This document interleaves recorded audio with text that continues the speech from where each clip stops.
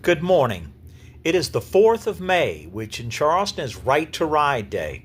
On this day in 1867, Mary Bowers, an African-American woman described as being well-spoken and light-skinned, won the right of everyone in Charleston to ride the brand new, high-tech, horse-drawn streetcars. She was denied that right several weeks earlier in April, on the same date that we were at Pink House, incidentally. And for 3 weeks, she roiled the city in protest and demonstrations. She also filed some paperwork with the United States government, which was on our side at the time. And General Scott sent a letter to the streetcar company telling them that if they wouldn't allow everyone to ride the streetcars on an equal basis, he would put soldiers on those streetcars with bayonets to make it so, and those soldiers would have been black.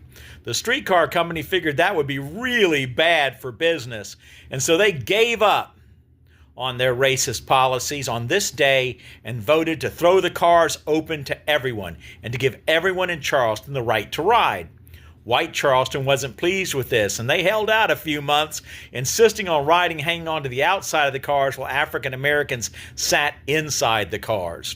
The rain of late summer, which soaked everybody to the skin, stopped that, and they learned to sit beside their black neighbors and friends, and they rode the streetcars together for about 25 years until Plessy versus Ferguson, separate but equal, proved something that we all know.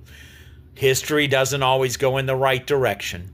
Separate but equal put blacks in the back of the streetcars, the back of the bus, on separate train carriages, and that lasted until women like Louise Brown, who can't be with us either today, ended it in Charleston in 1969 with a wholesale war on racism everywhere it was found, not just at the medical university, not just for themselves, but for everyone, for bag boys, for people who rode the bus.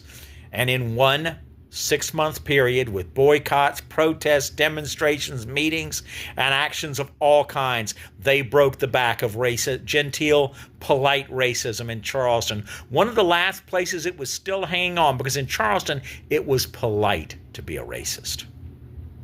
By 1970, it wasn't okay anymore, and Charleston was able to celebrate its tricentennial with an integrated Neal Gilliard auditorium and a community that was learning to move forward together. That's our motto. Together we go forward. I can't be with you today, neither can Louise, and we're both sorry about it. We'll get together in the future. Meanwhile, enjoy our little party at the beach on Sullivan's Island in front of the elementary school from 4 to 7 today. Behave out there, follow the beach rules, because we want to be able to come back someday.